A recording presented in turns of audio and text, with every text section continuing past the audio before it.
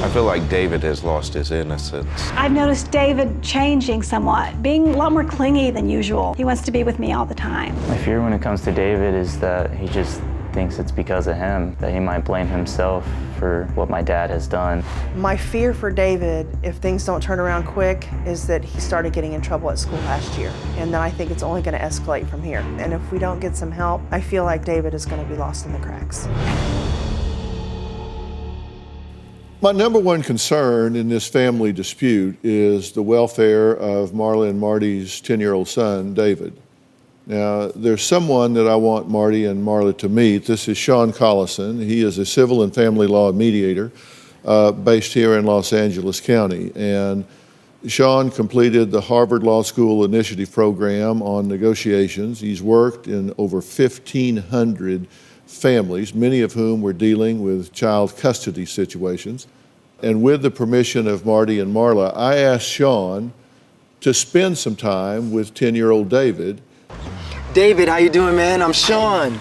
I'm nice David. to meet you. So glad you made it today. So you like basketball, huh? That's your thing? Good, man. So you're going to about the 5th grade? Yeah. What's your favorite thing to do in school? Math. Math? You're a math dude? So what are some of the things you like to do with your friends? All we do is play basketball and football at recess. Basketball. That's really cool.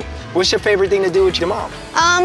She always takes me on walks and we'll go to the park and I'll play some basketball and nice. while she walks around. So mom's pretty cool. And what's your favorite thing to do with your dad? Play catch. Play catch? You mean with like baseball catch or with the ball? Baseball. Oh, that's pretty cool. Is your dad is he a good ball thrower? Bam! Who's better, you or your dad? Me. Do you play with him all the time? No. How about your brothers? Do you play with them too? Yeah. Who's better, you or your brothers? Basketball, I'd say I'm better than Sam, but Danny's a lot better than me. Dan's a lot better? Yeah, but he always takes me to do stuff. But they teach you, right? Yeah. So what are some of the favorite things you like to do when you're with your dad? Basically, all I do is when I wake up, I go outside and play with my friends, and then until it's night, and then I come inside. When you're at your mom's house, what do you do? Play Xbox and go outside and play basketball. So when you get older, what do you want to be? What do you want to be? NBA player. You want to be an NBA player? Are you going to be a defensive guard? Yeah. And if you make a whole lot of money, what are you going to buy everyone? I'm gonna buy my whole family cars. Nice. What kind of car are you going to get? A Bentley.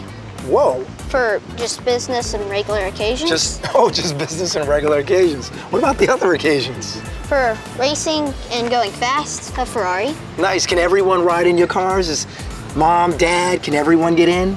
Yeah. You know, man, your parents love you a lot, man, and they say really great things about you.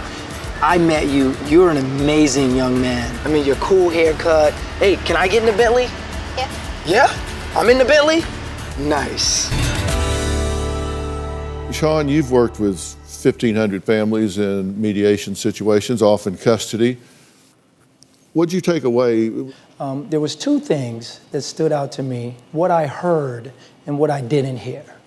And I just want to share that with you guys really quickly.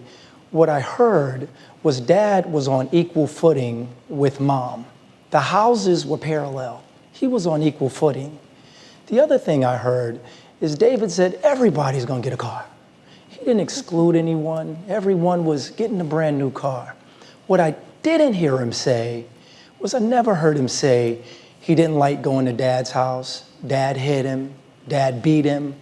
Dad held him at the house against his will. He was open.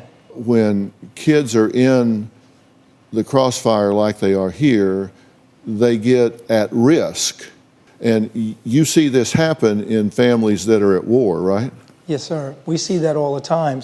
Why do you think it's important to mediate these things instead of go to court? What I think the most important reason to mediate these cases is because there's a lot of he said, she said.